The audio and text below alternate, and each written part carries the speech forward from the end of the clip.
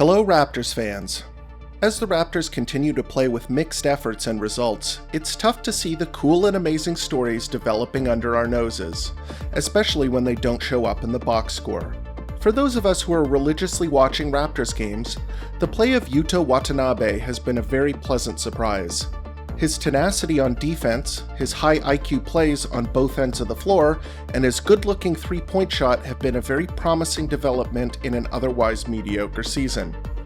In this episode, I'll also be discussing the state of the Raptors season, and where I see the Raptors going from here. Now, I understand that Fred VanVleet just dropped 54 points on the Orlando Magic, but that'll have to wait for next week's episode. Without further ado, let's jump right in. Yuta Watanabe grew up in Kagawa Prefecture in southern Japan. He was recognized in high school for his height and talent, and transferred to an American prep school to further develop his basketball skills. After an impressive high school career, he was named to the National Prep School Invitational All-Tournament team and was recruited by Division I NCAA schools. He eventually accepted an offer from George Washington University and embarked on a distinguished collegiate basketball career. While Yuta was a solid offensive contributor, it was on the defensive end where he shined, eventually winning the Atlantic 10 Defensive Player of the Year award. Despite that award, Yuta went undrafted, but managed to catch on with the Memphis Grizzlies, who signed him to a two-way deal. He bounced back and forth between the Grizzlies and their G League team, the Memphis Hustle. Although Watanabe was named to the Western Conference All-NBA G League team for his strong play with the Hustle, he did not appear to have a future with the Grizzlies. This past offseason, Yuta signed a provisional deal with the Raptors to participate in their preseason camp. He impressed the coaching staff and fans with his strong defensive play and the ability to stretch the floor, and his deal was converted into a two-way contract, allowing him to continue playing with the team into the season. Now, I must admit that I didn't foresee Watanabe making the Toronto Raptors roster, and I said as much in my preview of the season. I will readily admit that I do not watch much G League basketball, and I based most of my predictions regarding the Raptors training camp invites on statistics. I knew Yuta had a reputation for strong defensive play, but his statistical output did not pop off the page, so I wrote him off. After watching him on the basketball court, however, it's clear that the box score does not accurately measure the contributions he makes on the basketball court. Watanabe is a fundamentally sound player. He has great lateral foot speed, and he's a big guy, standing at 6'8". He combines those physical attributes with a strong motor and good basketball intelligence, understanding the positioning and angles needed to make life difficult for perimeter players. He does a very, very good job of sliding with the offensive player to cut off penetration. And then when a shot does go up, he does a good job of contesting and recovering, often blocking the shot. Yuta also goes very hard.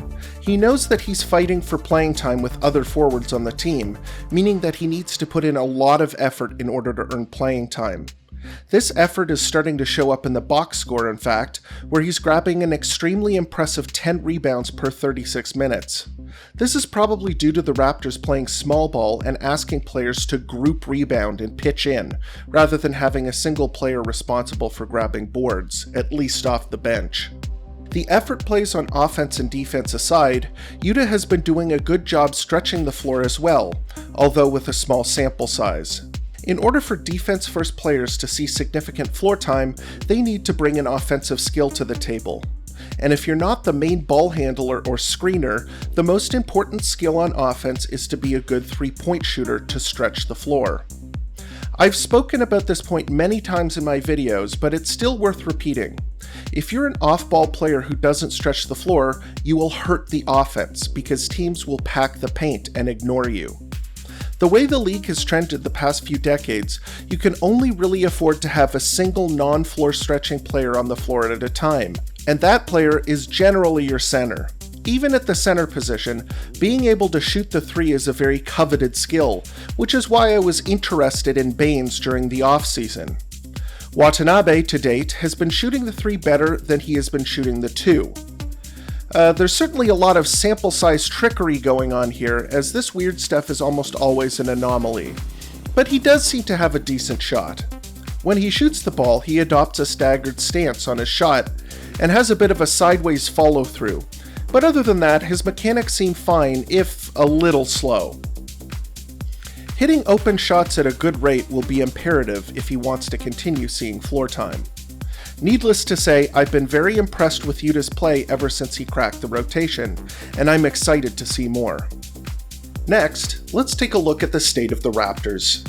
As I mentioned in a few other videos, the Raptors, the way that they're currently playing, are mediocre. They've lost a lot of close games and won some convincing games, meaning that they have a positive point differential despite having a losing record. The Raptors have some big issues to address, and I'll lay out the three that I think are the biggest culprits for the mediocre record. Number 1, they're asking second option players to carry the offense. Number 2, they don't have consistent big men. And number 3, the rebounding is garbage. The first problem is something I've mentioned before, but the Raptors don't have a true number 1 option on the team. Siakam is a very good two-way player who has had an up and down season on the offensive end of the ball. And when he looks good, like he did Sunday versus the Magic, the Raptors look really good. And when he's struggling, the Raptors have a difficult time scoring because all of the other players play off of his penetration. Kyle Lowry has always thrived in the open floor and in the pick and roll, and he's a fantastic ceiling raiser, but he's not a guy who's going to carry the team by calling his own number a lot. Fred VanVleet is a streaky shooter and a really good two-way guard, but despite his 54-point outburst versus Orlando Tuesday night, he's much better playing off of another higher usage player as an elite catch-and-shoot guy.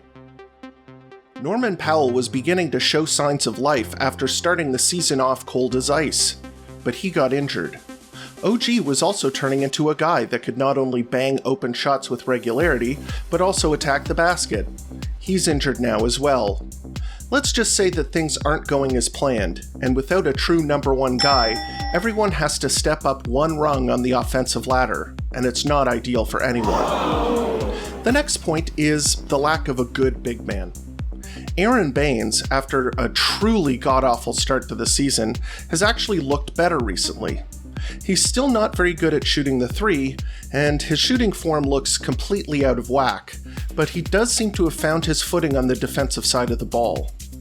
He isn't an elite rim protector, and he does occasionally have mental lapses where he doesn't contest penetration in time, but he has been doing a good job neutralizing opposing bigs, like Bam Adebayo and Nikola Vucevic with his physical play.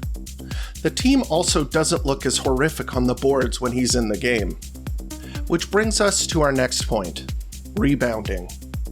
Rebounding is consistently one of the most overlooked statistics in basketball, and I've been guilty of it myself.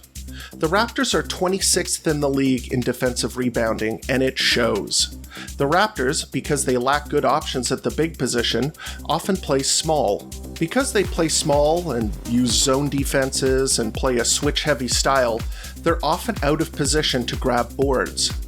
Giving up offensive rebounds has been killing the Raptors, and with all of the effort they put into stopping people, it definitely looks like it's taking the wind out of their sails having to defend for what is essentially multiple possessions in a row, especially if those possessions end up in a made basket.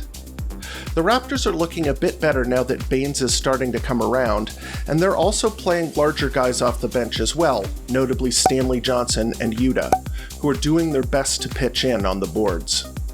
Two of the issues I outlined could be solved if the Raptors acquired a good big man on the trade market. Nick would certainly play him, as I don't think he likes playing small ball all that much. If the big man the Raptors acquired could help the Raptors offensively, that would be gravy. Baines could move to the bench, where I think he would be best suited, and the Raptors wouldn't have to play guys out of position as much as they have been. It might even help players like Matt Thomas see some time, because you really want to pair him with a good defensive big to help stop players penetrating to the rim when they attack him off the dribble. In any case, that's today's video. Did you enjoy this week's video? Agree or disagree with any of the points that I made? Please leave a comment under the video or follow me on Twitter at Raptors Report. I'm always excited to talk to other Raptors fans about the team. Please like and subscribe if you haven't already, and as always, Thanks for tuning into Raptors Report, your source for in-depth Raptors content.